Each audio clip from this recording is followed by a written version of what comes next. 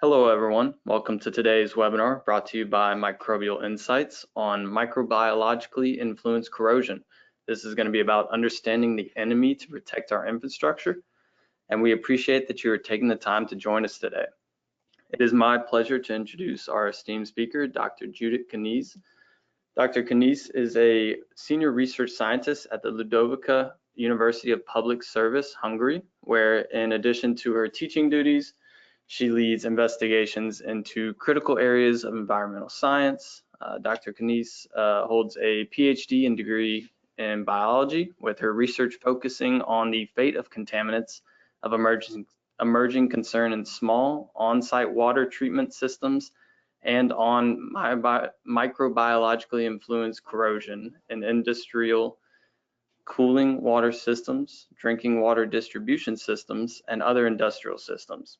She has recently founded BioCorix, a specialized consulting company focused on addressing microbiologically influenced corrosion challenges and services, including bioinformatics, analysis, as well as comprehensive microbiological investigations in industrial systems. So now, before I let Dr. Kaniz take it away, I would like to remind you all, as always, this webinar is being recorded and will be available in the research section on Microbial Insights website by the end of this week. So don't worry, we'll also be sending out an email with a link and certificate of attendance following this webinar for those that have registered. There will also be some included informational handouts if you want to look on the handout section in your sidebar. And after she is done, there will also be time for questions. So feel free to type your questions as the presentation goes on. I'll try to read off as many as I can when the time comes so she can get you those answers. Join us in welcoming a true advocate for sustainable solutions, Dr. Judith Kaniz. Thank you very much for the introduction. And yes, I would like to talk to you about microbiologically influenced corrosion. And I think it's very important to understand microorganisms, how they work, how they can gain energy and so on in order to protect our infrastructure. So today I would like to tell you about what MIC is. I will give you a little bit of introduction about microorganisms and what are those environmental factors that help them to survive in certain environments. In order to understand some of the mechanisms through which they can cause corrosion, I will tell you a little bit about how microbes can gain energy, present some mechanisms. And through a case study, I will tell you how to differentiate MIC from abiotic corrosion. Now, MIC, or microbiological influenced corrosion, can be abbreviated and pronounced as MIC or MIC. Usually I prefer the MIC, but sometimes I switch to MIC, but they both mean the same. And hopefully there will be time, at least I plan to have time for questions. Corrosion in general is defined by AMP as described here. I don't want to read it up, but basically it's the deterioration of material. And so when a metal is extracted from ores, a lot of energy had to be used to make them in the form that we can use them to make pipelines, fences, and so on. So metals exist in this energy-rich state. So when corrosion occurs, basically it's a natural process, and the metals want to go back to their original energy state. So basically we know them, we know this, and we can count with this. So that's why we know how long like a pipeline can be used, what is their lifetime if we provide the proper environments, coating, paints, and so on. The problem is when the material deteriorates much faster than expected, and there are various ways how it can happen. Now, there are several forms of corrosion, abiotic corrosion. I don't want to go into details about these, but basically almost all of them can be influenced by microorganisms. So microbiologically influenced corrosion is not like a type of corrosion or a mechanism of corrosion. It's just several mechanisms through which microorganisms can influence the kinetics of corrosion reactions. Many of these types of corrosions can be influenced by microorganisms just by their presence and or by their activity. Now, in order for MIC to occur, the so-called 3 M's are required. That is microorganisms in the form of biofilms. I will tell you about it in a bit. A medium, that is an electrolyte that connects the anode and the cathode, transports nutrients and the minerals, anything that the microbes also need. And of course, we need a material that usually a metal that can corrode. Any of the 3 is not present, MIC does not occur.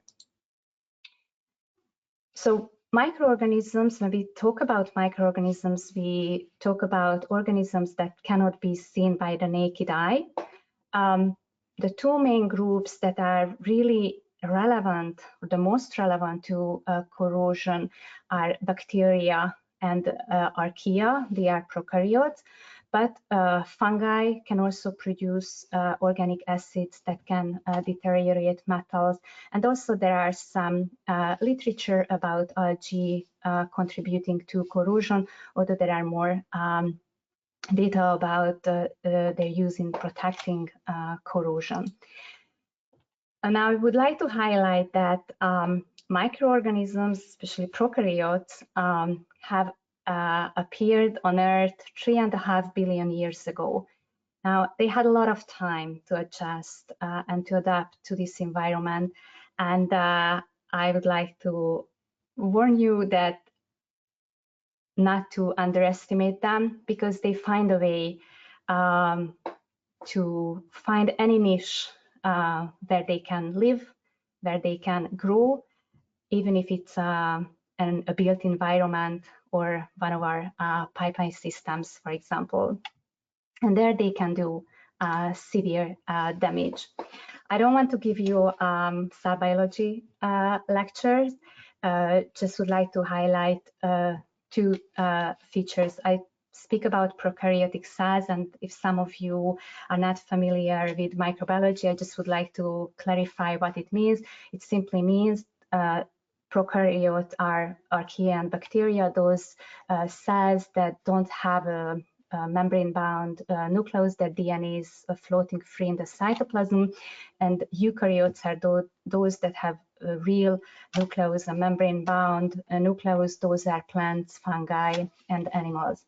And another more important in terms of MIC feature of microorganisms, especially actually for archaea and bacteria, that some types of those microbes can produce a sticky layer, a so-called EPS, or extracellular polymeric substance, which helps them to attach to surfaces.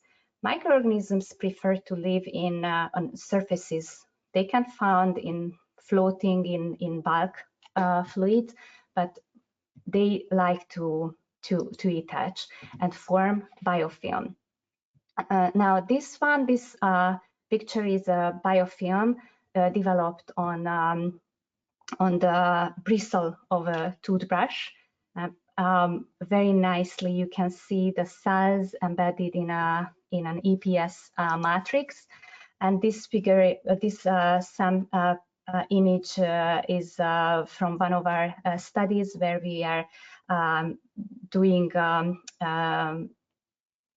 coupon analysis, looking at corrosion of carbon steel coupons using microorganism and corrosion products from drinking water systems. And you can see very nicely the bacteria, some corrosion product, and they are embedded in this extracellular polymeric substance. Now, when we have a new system, the pipeline for example, a new pipeline is set up, and we are not careful enough, some dirt, debris can get in, and whenever we start operation, before we need to do hydro testing, some water is used. Again, if we are not careful enough and the quality of the water is not good enough, we can introduce microorganisms. And more often than not, after hydro testing, the system is not cleaned and dried, but left in before real operation starts for weeks, months. I even seen when it was left there for a year. And that provides a perfect environment for biofilm to form. So what happens when a microbe gets to the surface? First, those so-called biofilm pioneers that are able to produce this sticky substance start to produce this EPS, so they stick to the surface, they divide, they grow, and then other cells from the bulk area can also move to the biofilm and colonize it, even if they are incapable of producing this EPS. As the biofilm matures, it thickens, diversity increases, and even if it's an oxic environment, an oxygen gradient can develop. So deep down, anaerobes can also grow, as microbes present in the biofilm can use up oxygen, and oxygen cannot diffuse down deep. So microbes at the metal surface that are not liking, that don't like oxygen, can even survive. Now, as a biofilm further matures, there are very special communication among the microorganisms, and depending on the system and the community composition, after a while they can detach, the cells can leave the biofilm, and chunks of the biofilm can also detach and colonize other parts of the system. Now, of course, this is a simplified version. In real life, depending on the flow conditions, the biocides use, the type of material, and so on, they all define what type of biofilm develops, but generally I think it's a good means to present the basics. Now, to understand that how or what are those conditions that are important to find for microorganisms, we can also prevent their growth. So here I just would like to highlight some of those key physical, biological, and chemical factors that affect their growth and reproduction. The microorganisms, just as ourselves, they need food. So they need their carbon, hydrogen, oxygen, nitrogen, phosphorus, sulfur, and so on, and micronutrients. They need water. Even if it's an oil system, some water or water vapor is present and it's needed for microbes to grow. They need their energy. I will tell you a little bit about this part in a bit. Each microorganism have an optimum condition under which they can thrive. For example, an optimum temperature, and they have a tolerance, a range of tolerance that they can still tolerate both direction, higher and lower temperature can be tolerated. But there are temperatures that are out of that range, then the microorganism dies or cannot grow anymore. So for temperature, a certain optimum pH, salt concentration, carbon dioxide, and so on. So if all these are met, microbes can thrive in the environment.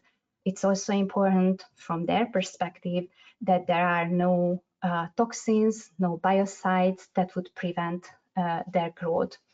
And there is oxygen, which is a key factor, its presence or its absence, as microorganisms can only tolerate oxygen if they have a set of enzymes that can neutralize reactive oxygen species, because oxygen results in reactive oxygen species, but those cells and organisms, even us humans, we have these enzymes, so we can live in the presence of oxygen. And actually during evolution we evolved, and many microbes evolved, so they need oxygen. They are the obligate aerobes. Now those that don't have these sets of enzymes, for them oxygen is harmful. Many microbes can tolerate well the absence of oxygen, and in its presence they are also growing. And the fermenters are those that don't really care whether oxygen is present or not. So if we meet all these optimal conditions, microorganisms can grow in a system. Now, I promised that I will tell you a little bit about their mode of or meeting their energy demand. And it's important because in order to understand some of the mechanisms, how they can use energy for metals, it's important to understand how they get their energy. Now, this is a very simplified model, and here glucose is shown, which is a very good organic substance for microorganisms because most of them can utilize it. It's a great carbon source and also provides energy.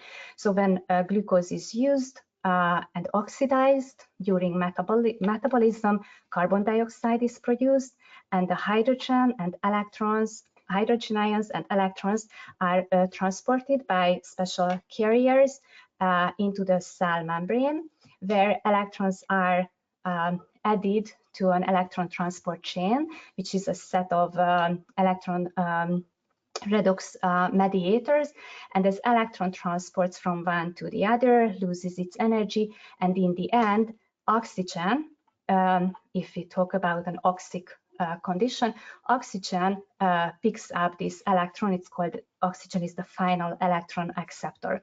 Protons are also transported out of the cell. A proton gradient is formed, and this gradient, the energy after getting back these protons into the cytoplasm, this is used to make ATP by a ATP synthase enzyme.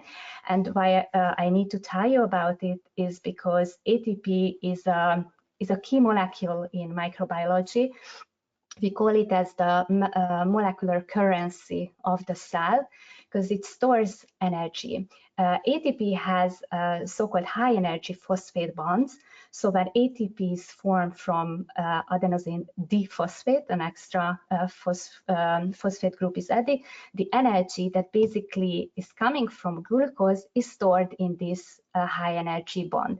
Whenever the cell needs energy, for example, it needs to move from one place to the other, it needs to move the flagella, or need to produce EPS or divide, it requires energy. That energy can be used from this ATP.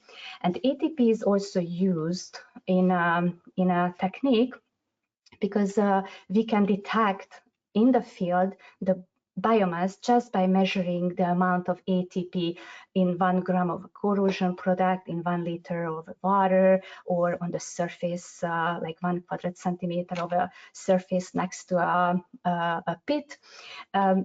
So this is a great tool to apply.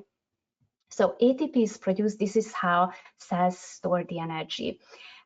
And oxygen picks up the electron and the proton and reduced to water. So basically, glucose is metabolized into carbon dioxide and water. Now, microorganisms, if they use organic substances, those are organotrophs, but they can use inorganic substances to gain energy, like ferroiron, hydrogen. Here, these, of course, don't provide carbon, so carbon needs to be provided from, for example, carbon dioxide or from other sources, but the energy can be taken up by inorganic substances. And the same happens. Iron is oxidized, ATP is produced. And if it occurs in oxic environment, the final electron acceptor is oxygen. But what happens when the electron donors, during the oxidation of the electron donors, there is no oxygen? Well, then something else has to take up the final electron and the proton, and these could be other substances, for example, nitrate, sulfate, ferriiron. Now, those bacteria that can use these substances and as final electron acceptors are the nitrate-reducing bacteria, sulfate-reducing bacteria, iron-reducing bacteria. And these electron donors and electron acceptors form a redox couple, each with a specific standard potential value. And the greater the difference between these values, the more energy is released. For example, hydrogen provides much more energy to the microorganisms than iron in the presence of oxygen. And now if you understand that, then we can understand one of the mechanisms of MIC, that they can take up electrons from the metal. And because the oxidation of so iron cannot be taken up into the cell, so it has to be oxidized out of the cell, and the electron has to be transported into the cell, and this process is called extracellular electron transfer. And basically, the mechanisms through which microorganisms cause corrosion of a metal and uses this extracellular electron transfer is called electrical MIC.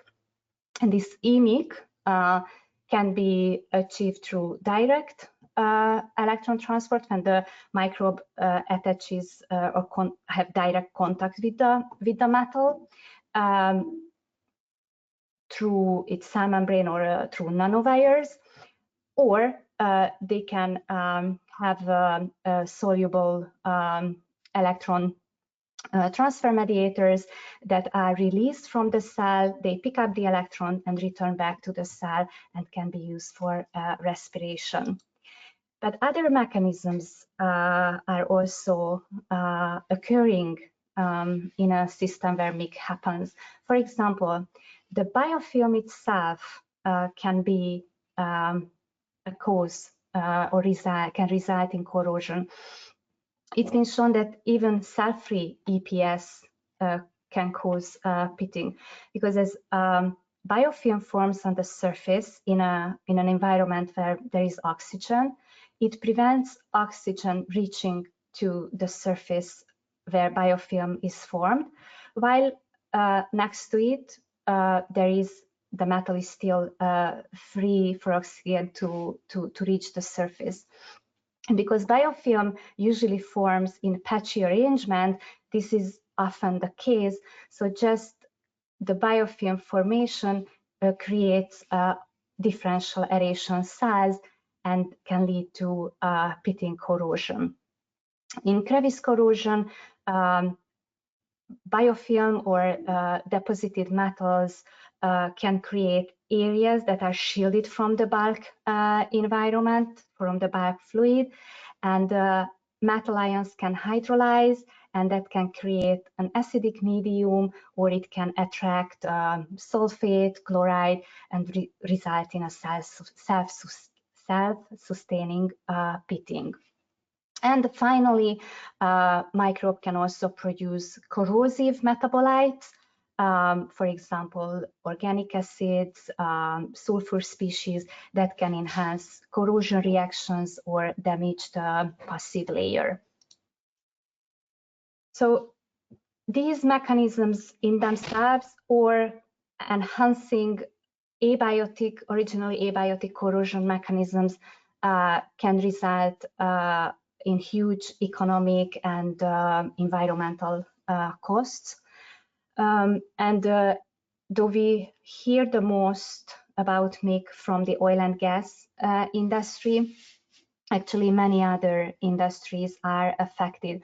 For example, the utility system, drinking water, wastewater district heating systems, nuclear power plants, industrial cooling water system, fire sprinkler systems, green energy production, and so on. So basically any system where there is some metal water interface and microorganisms present, MIC can be suspected.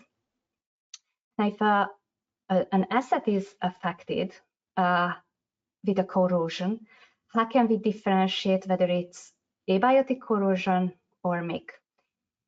Already in 2006, Jason Lee, Brenda Little, and Richard Ray have described a set of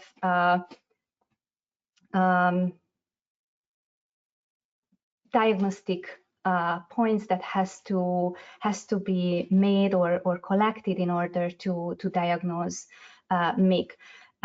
First of all, we need to have proper sampling technique and sample corrosion products or affected surfaces, and making sure that we don't contaminate, properly collect and store and transport the material, and making sure that the community composition is not changing during storage or transport. Also, it's important to be able to identify corrosion mechanisms and have microorganisms that can be connected to these mechanisms, and make sure that the microorganisms are associated with this, with the corrosion itself. So that's why ideally we want to take samples from the pit, very close to the pit, and some unaffected areas. This way we can see the difference between affected and not affected regions. And also it's important to show that the activity of microorganisms to demonstrate that they are able to grow in the particular environment we are dealing with. But it's not enough just to analyze microorganisms. We need to collect other lines of evidence. For example, we need to look at the chemical conditions of the system, pH, temperature, oxygen, whether it's an aerobic or anoxic systems, whether there are electron donors, acceptors present that can support the growth of the microorganisms. Also, it's important to analyze the corrosion material, the corroded material, to see whether the corrosion products fit with the mechanisms we suspect. It's also key to get information about the design features of the system, about operational parameters, whether there are stagnant parts of the system, what is the temperature, the velocity, whether there have been previous corrosion issues, leaks, what are the whether there is any monitoring, any mitigation measures, and so on. And integrating all these evidence together are really key to properly conclude whether the corrosion is influenced by microorganisms. In my research and consultancy work, I mostly focus on freshwater systems with carbon steels or low alloy steel. For example, industrial cooling water system, fire sprinkler systems, or drinking water systems. And carbon steel is a very often used material because of its low cost. And because of that, this is what we see the most and problem arise. And depending on the environment, carbon steel is prone to electrochemical corrosion. And the typical form of corrosion, even without microorganisms, is tubercle formation. So oxygen oxidizes iron, and iron oxide are formed and deposited. And that's why these tubercles are called non-MIC tubercles. However, microorganisms can grow inside and can help in the formation and can increase the corrosion rates under the tubercles. This picture here shows an industrial cooling water system, an internal side of it, which had corrosion issues. And I would like to present you with this case to highlight some of the typical problems we face when we go out of the laboratory, and also some key considerations when assessing make. So in this cooling water system, there are two lines of carbon steel. The source water is a city drinking water system. There is a cooling tower also to cool down the used water. And the two pipelines, one of them is treated with biocides. It's used for one purpose. And pipeline 2, which had problems and severe pitting, there they don't use biocides. And after 5 years of installation, this pipeline 2, which doesn't have biocide, they experience severe pitting. Mostly at region in the slope, there was one region where there were a lot of like stagnant regions, and there they experienced the pitting. So basically they cut it off, replaced the pipe, shortened to prevent these stagnant regions. However, 1 year later, new pitting, corrosion and leaks occurred, and the whole production had to stop for quite a long time, and that caused a lot of loss for the company. So a collaborator of mine was invited to this case, and he did some visual inspection because they asked him to determine the cause. And after visual inspection, he really suspected that it might be MIC. So that's when I was called into the case.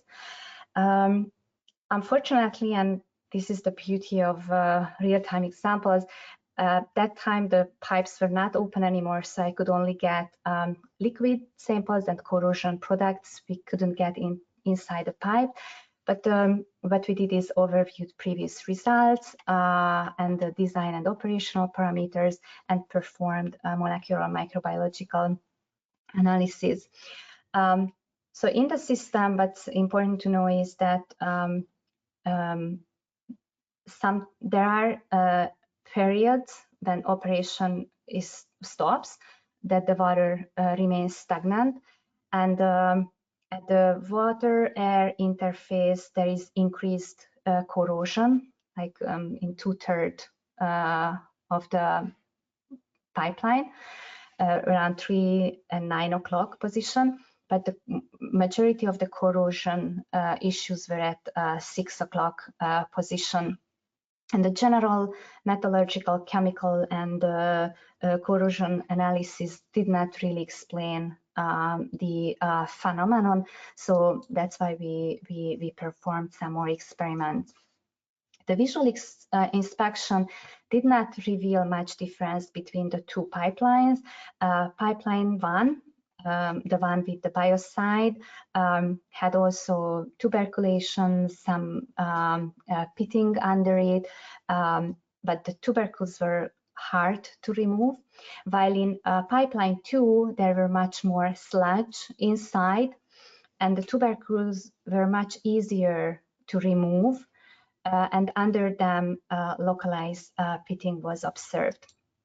So I performed ETP biomass analysis from the cooling water, measured the biomass of the drinking water system, and that's a very typical normal drinking water ATP biomass. In the water softener, there was an increase, which again, very typical that in the softener microbes can grow, but addition of the biocide nicely controlled this microbial growth. However, inside the systems, several samples were taken all over the systems, clearly showed like several logs increase in the biomass in the water. And for pipeline 2, similarly compared to drinking water, which is the source water, though there was no biocide addition, the total biomass was smaller than in the other system, but still this was the more affected by leaks. And the same was seen for corrosion products biomass. So here ATP was measured in 1 gram of corrosion products. And if we want to assess, we always try to see to the bulk and to the surface or corrosion product, and based on the ratio of the fluid and the corrosion product, it suggests that corrective actions are needed, so there is increased biofilm growth in the system. But what provided much more information is 16S RNA gene sequencing. I'm not showing you the cooling water composition, but it was mostly biofilm pioneers, iron oxidizing, manganese oxidizing bacteria for pipeline 1. And here what I'm showing you is the corrosion, the sequencing of the corrosion products.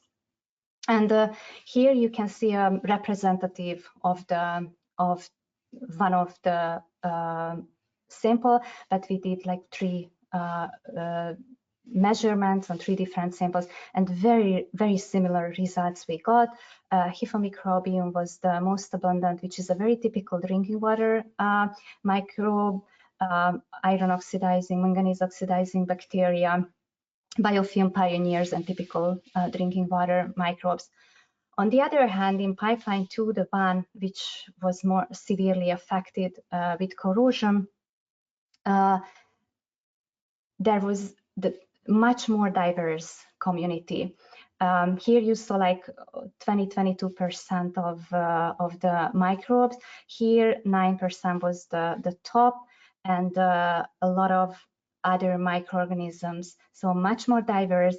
And if you look at the top taxa, they are iron oxidizing, acid producing, iron reducing, nitrate oxidizing, nitrate reducing, sulfur oxidizing bacteria. Like Ferritrophicum, Gallionella, sideroxidans, we know that they are capable to use extracellular electron transfer, so apply EMIC. We suggested to do qPCR because it would very nicely provide with quantitative measurement of the microorganisms, but the asset owner decided not to get these data. So based on the results, we try to see which mechanisms are likely or unlikely. First, general abiotic corrosion mechanisms were also considered, and the presence of oxygen and the deposits clearly showed that yes, oxygen-mediated corrosion, under deposit corrosion are occurring in the system, and they are very likely aggravated by the presence of microorganisms under deposit corrosion, EMIC through Gallionella, sideroxidans, or metabolite make acid-producing bacteria were present. I wrote likely because we only had corrosion products. Ideally, then the best is if you can sample the tubercle, take off the tubercle, take samples from under the tubercle and also unaffected areas. And then if you have these data and comparison, then you can be much more confident about that, yes, it is. Indeed, but these results still very support and make it likely that MIC is also occurring in the system. So basically, we put together all the observations, the chemical, metallurgical, operational, and microbiological data. Most of the chemistry met the criteria, but like velocity was high, really high. The limit is like 500 NTU, which is turbidity, is also higher, like 10 times higher than it should be, and this suggests high value, like high amount of dissolved solids and potentially minerals, metals. Iron oxides were also present by metallurgical analysis, but we didn't get more information than that, what type of iron oxide. And by interviewing operators, it was clear that during installation they did not pay attention, or care was not taken to prevent dirt getting into the system, and after hydrotesting, water was left in the system. And because in pipeline 2 no chemical treatment was used, it provided a great environment for microorganisms to thrive. And together with the microbiological data, we can say that yes, abiotic and microbiological influence corrosion mechanisms are playing a role. And of course, always the key question is what can be done.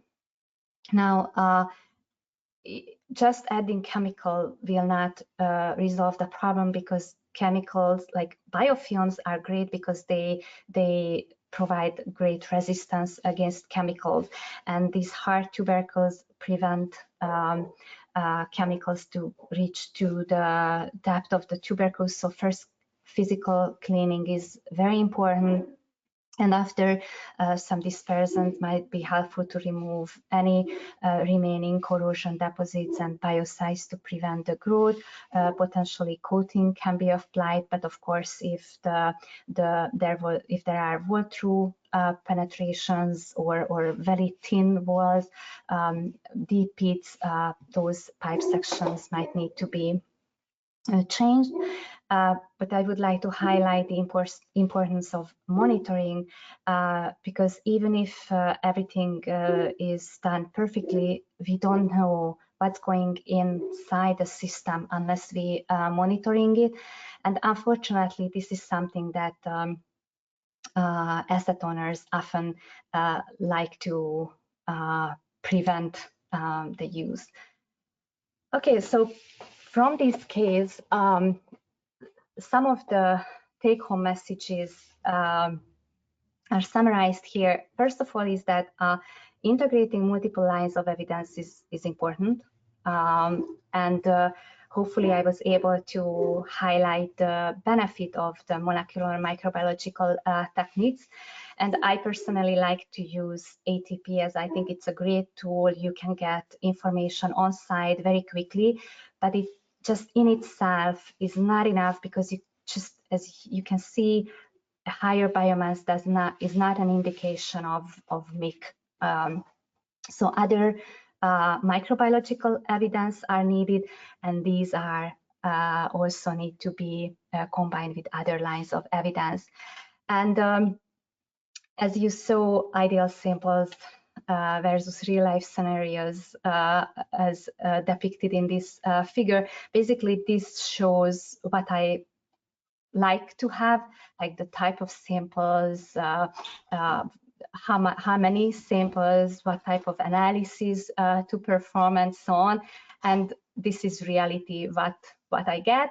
And of course, we need to work with this, but also we inform the asset owners what are the limitations of this information, and what else would be needed to get a proper diagnosis. And because of that, I think the key thing to move forward is education. We need to educate asset owners, the industry, because it's very important that they are aware. If they prevent and monitor their system, it in the long term much cheaper than when you have to face MIC. We have learned a lot from the oil and gas industry, and it's very important to transfer this knowledge to other industries. For example, in terms of monitoring, there are specific genes. I think there was already a presentation about this by Sven Lame before. And these type of gene markers are also needed for other industrial systems, and also to transfer knowledge from other fields into the MIC research. For example, we need models to model ecological networks, to see the interaction of community members. Also, there are no guidelines about how many types of measurements are needed, or if a specific measurement is better than another. So still a lot to do in that sense. There are initiatives, but still a lot more is needed.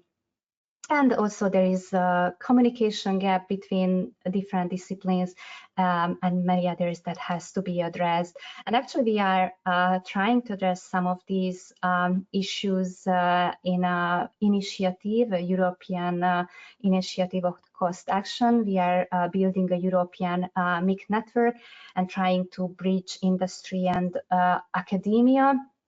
So if we still have 1 year, we are in our last year, but if you are interested, we are still happy to get new members, so you can join us at euromic.org.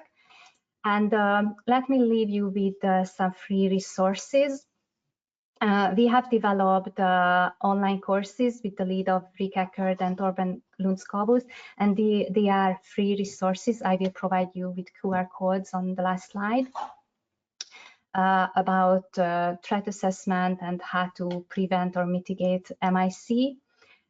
You can also get access to a review article we published last year and summarizes the recent knowledge about MIC, about how to apply the MLO approach, some potential mitigation strategies. And if you are more into the petroleum industry, STEPAC has edited a book together with Ken Wunsch and Torben Lundskabus. You can also get free access to this book. And with that, I'm happy to take any question, and thank you very much for your attention. Thank you so much for your presentation. I know this was a little bit past working hours for you, and I appreciate you taking the time out of your day to join us for this. And for those that, yeah, and for those that want to see more of those resources, I would like to remind you all that this recording will be posted later today, so that way you can catch those resources, check out more information. Like Dr. Kanice said, education is very important, so make sure you read up on those things. We have a few questions, and then we can cut this webinar. So are there any sort of misconceptions about MIC that you encounter frequently among engineers or infrastructure managers? I know you talked about communication being such a big thing in your previous slide. Oh, yes. Actually, very often we see that just based on pit morphology, someone concludes that it's MIC. And though very often we see like pitting and we can say typical MIC morphology, but just based on pits, you cannot conclude. Also, some people say, like in an asset, if they use biocide, they say, well, my system is under control. We have biocides, I'm fine. And you cannot know that until you don't monitor, you don't know what's going on. These are like living organisms, and as I show you, they have been around on Earth much longer than we are, so they will definitely outsmart us. Also, SRBs often considered as the MIC organism. Like we often hear like a MIC organism. There is no such thing. There are many other organisms that can cause corrosion, and So because SRB is well known, very often like culture-based tests are used to detect SRB, and if they are not in the system, asset owners or operators are relaxed that everything is fine. And actually, there are several problems with this. First of all, it's not only SRBs that are problematic, like in oil and gas system, methanogens can be very severe problems, cause severe problems. And culture-based tests are the other problems. Of course, like a few decades ago, that was what we had, that was the best we could do, but now we know better. And 99% of the microorganisms cannot be cultured. So using culture tests, we just see the very tip of the iceberg. We need to use molecular microbiological technique like the one I showed you, the DNA sequencing or using qPCR. They will reveal much more information about your system. And if you combine all these information, you can be much more relaxed if you are an asset owner that your system is under control. Thank you for that. That was a very extensive response, and I appreciate it. We have a couple more questions. To what extent is MIC an issue on the external surfaces of buried pipes? I know we talked about the internal issues. Is there a certain issue of the external surfaces? It is an issue, and actually, depending on where they are, usually it's in soil. So mostly when pipes are laid in soil, soil can be also very corrosive. Usually there is some coating from the outside, but again, external MIC is also a very problematic issue. Actually, if someone is really interested, I would suggest you look at our webpage, the euromic.org, because we are organizing another summer school next year in June in the Netherlands. And there, in this 5-day course, external MIC will also be included, so you can learn more about that there. That's great to hear. One last question before we wrap things up. If sulfur odor is noted in the piping, is this a definitive indicator of microbial corrosion? While it depends on the system, you can have a sulfur species from abiotic sources, but if like it's a water system, like a freshwater system, and you open up the tubercles and it's like this typical rotten egg, it's very likely that you are dealing with sulfate-reducing bacteria. Great, good to know. I just want to say thank you once again for doing this webinar for us. If anybody else has additional questions, feel free to email info@microbe.com. We will gladly either answer them ourselves or pass them on to Dr. Kanice. And thank you once again for joining us. Thank you for the opportunity. Of course. Have a great rest of your day. Thank you. Bye. Bye.